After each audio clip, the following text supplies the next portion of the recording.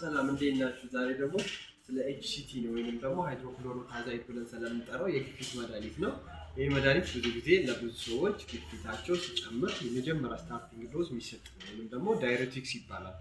መድኃኒት ብዙ ጊዜ የሚሰጠው ምንድነው? በውስጣችን አላስፈላጊ የሶዲየም መጠን ከፍ በሚልበት ጊዜ ሽንት ያለመሸናት ወይንም የመቆራረጥ ስሜት በሚኖርበት ጊዜ የሚሰጥ የመድኃኒት አይነት ነው። ይሄ በ25 በ12.5 እስከ 50 ሚሊ ግራም የሚታዘዝ መድኃኒት አይነት ነው። ይህ መድኃኒት የሚታዘዘው በሐኪም ብቻ ነው። ይህ መድኃኒት እንዴት ነው የሚታዘዘው? በጉበት ኬዝ እንዲሁም ደግሞ በልብ ኬዝ የሚመጡ የተለያዩ የሰውነት ማበጥ እና ኢዴሚያ ብለን የምንጠራው ወይንም ባካፒንግ ወይንም ደግሞ ኢዴሚያቲስ ብለን የምንጠራው የሰውነት መፋፋት ወይንም ደግሞ አላስፈላጊ የጨው መጠን ወይንም ሶዲየም በኩላሊታችን ውስጥ በሚጠራቀምበት ጊዜ ምን ያደርጋል?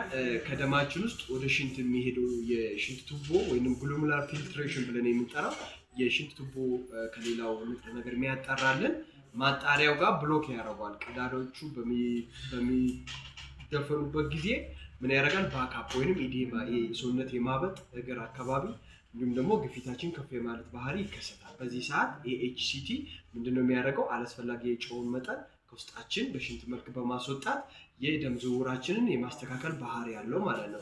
ኤችሲቲ በሐኪም ብቻ ነው የሚታዘው። የዚህ አለርጂክ ከሆናችሁ ሌላ መድኃኒት ይታዛል። ይህ ማለት ግን የካልሲየም መጠናችን ከፍ ካለ ወይንም ሃይፐርካልሲሚያ ወይንም ደግሞ ሃይፖካልሲሚያ ካለ ሪስትሪክሽን ወይንም ፕሪኩሽን ያስፈልገዋል። ምን ማለት ነው? የካልሲየም መጠን በውስጣችን በሚጨምርበት ጊዜ ወይንም በሚያንስበት ጊዜ ባላንስ ካልሆነ የኤሌክትሮላይት መጠናችን ኢምባላንስ በሚሆንበት ጊዜ መስላችን ሪላክስ ኮንትራክት ሀርት ቢታችን ሬጉላሪ ቢት ላያደርግልን ይችላል። ይሄ ደግሞ ዞሮ ዞሮ ሌላ ህመም ሊያስከትል ይችላል ማለት ነው። ይሄ መድኃኒት ከዶዙ በላይ መውሰድ የለብንም፣ ከዶዙ በታችን መውሰድ የለብንም። ሐኪሞች ነው የሚያዙት።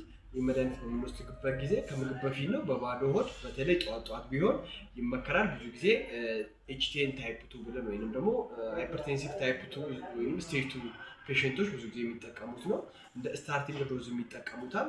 ብዙ ጊዜ ደግሞ በሊቨር ወይንም ደግሞ ሀርት ሲሮሲስ ወይንም ደግሞ ሊቨር በጉበት ብዙ ጊዜ ሰው ሲታመም ሰውነቱ የማበጥ ባህሪ ያለው እና ያንን ደግሞ የማስተካከል ባህሪ ያለው ማለት ነው። ለነዚህ አይነት ኬዝ በጣም ሴፍ ነው። ከወደዳችሁ ሼር፣ ኮፒ ሊንክ፣ ፌቨራይት አድርጉልኝ። ኮፒ ሊንክ አድርጉልኝ ፋሚሊ፣ ቀጣይ እንዲደርሳችሁ። ቴንክ ዩ